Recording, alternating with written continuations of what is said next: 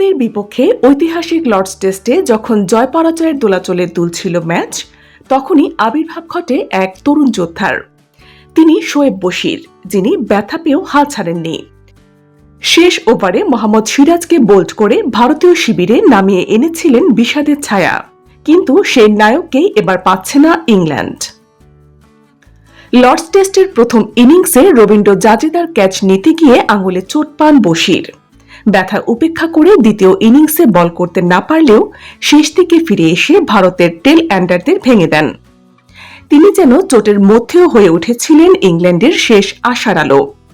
মাত্র 10টি উইকেট নিলেও 3 টেস্ট আর পারফরম্যান্সে মুগ্ধ সবাই, বিশেষ করে লর্ডসে, যেখানে তিনি হয়ে ওঠেন ম্যাচ জেতানো নায়ক।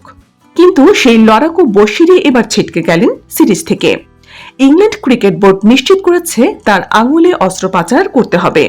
এই সপ্তাহের শেষেই করা হবে সেই অপারেশন, আর তাতেই শেষ হয়ে গেল বশিরের ভারতের বিপক্ষে সফর। ইংল্যান্ড অধিনায়ক বেন স্টোকস বলেন, ব্যাশের জন্য এটা খুবই দুঃখজনক, দলের জন্য বিশাল ধাক্কা। যে বশিরকে ঘিরে ছিল ইংল্যান্ডের স্পিন আক্রমণের স্বপ্ন, তিনি জ্যাক লিচকেও পেছনে ফেলেছিলেন পারফরম্যান্সে। তিনি এখন মাঠের বাইরে।